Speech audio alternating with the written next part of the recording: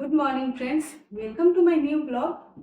अभी त्योहारों का सीजन चल रहा है तो पढ़ाई तो मेरी ज़्यादा नहीं हो पा रही है और आप लोग की भी पढ़ाई लगभग हो नहीं पा रही होगी। तो अभी हम करेंगे क्विक रिवीजन। और क्विक रिवीजन का आज का मेरा टॉपिक है बलबन। तो आप लोग भी मेरे साथ साथ इसको रिवीजन जरूर कीजिए। और इसमें मैं बीपीएससी टीआरई 3 में जो क्वेश्चन आए हुए हैं टीजीटी पीजीटी में, वो भी मैंने नोट डाउन किया है, तो वो भी मैं आप लोगों को दिखा दूंगी। तो ये मेरा बीपीएससी खान सर का नोट्स है केजीएस का अबाउट बलबन। गयासुद्दीन बलबन का कार्यकाल था 1265 से 87 तक। बलबन दिल्ली सल्तनत का सबसे कठोर सुल्तान था। वह 40 दल का प्रारंभ में एक सदस्य था। बलबन ने रक्त और लौह की नीति लागू की थी। बलबन ने तुर्कान चहलगामी का दमन किया था, मतलब कि उसको खत्म कर दिया था। 40 दल को खत्म करने वाला बलबन था। और ये क्वेश्चन टीआरई 3 में इस बार आया हुआ है।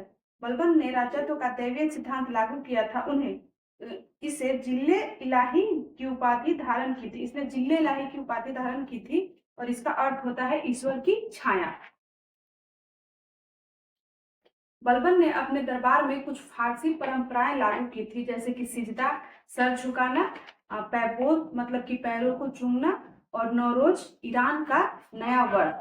तो बलबन ने स्वयं को अफरासियाब वंश से संबंधित बताया था। ये भी जो है ये ईरान का ही वंशज है, अफरासियाब वंश। और बलबन ने 2 नए विभाग की स्थापना की थी। दीवाने अर्ज, ये था सैन्य विभाग, और दीवाने बरीद, ये था गुप्तचर विभाग। जो कि दीवाने बरीद जो है वो पीजीटी में इस बार टीआरई 3 में बीपीएससी में क्वेश्चन पूछा गया है। बलबन ने उत्तर पश्चिमी क्षेत्र पर मंगोलों की सुरक्षा के लिए 6 दुर्गों की एक श्रृंखला का निर्माण करवाया था, जहां इन्होंने अपने बेटे शाहजादा महमूद को नियुक्त किया था, जो मंगोलों से लड़ता हुआ मारा गया था। 1279 में बलबन ने बंगाल में तुगरिल खां का विद्रोह दबाया था। 1287 ईस्वी में बलबन की मृत्यु हो गई। इनकी मृत्यु के बाद इनका पौत्र कैकूबाद सिंहासन पर बैठा। इसकी मृत्यु के बाद 2.5 साल का बच्चा क्यूमर गद्दी पर बैठा। इसको मारकर खिलजी वन की स्थापना हुई थी। और बलबन का एक और बेटा था बुगरा खां, जो कि बलबन की मृत्यु के बाद इसको बुलाया गया था।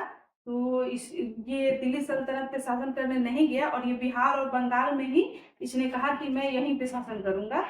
दिल्ली में लाल महल का निर्माण बलबन ने कराया था। और बलबन को प्रारंभ में उलुग खां के नाम से जाना जाता था। अब ये बुक है जो कि 11वीं क्लास की बुक है।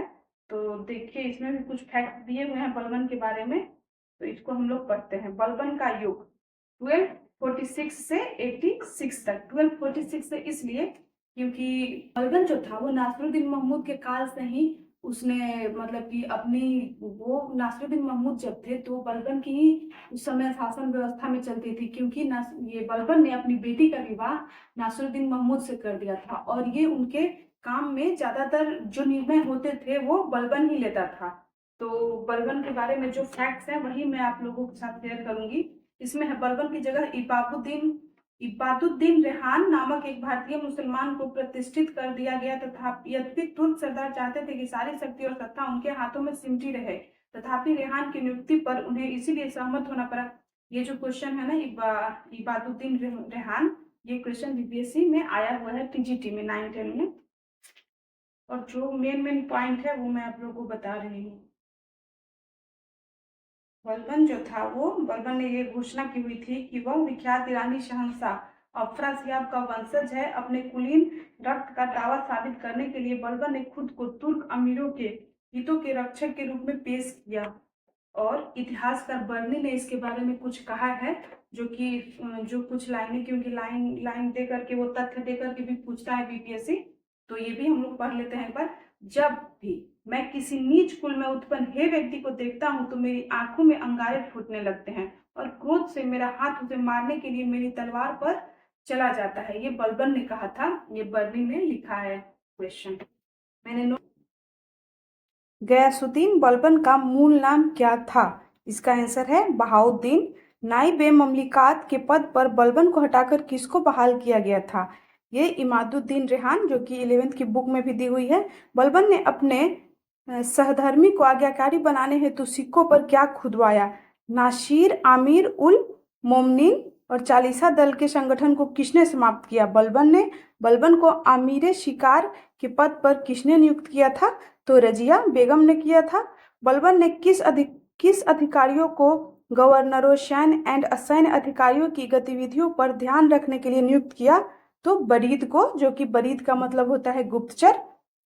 बस आज के लिए इतना ही, मिलते हैं अपने नेक्स्ट ब्लॉग में। Thank you.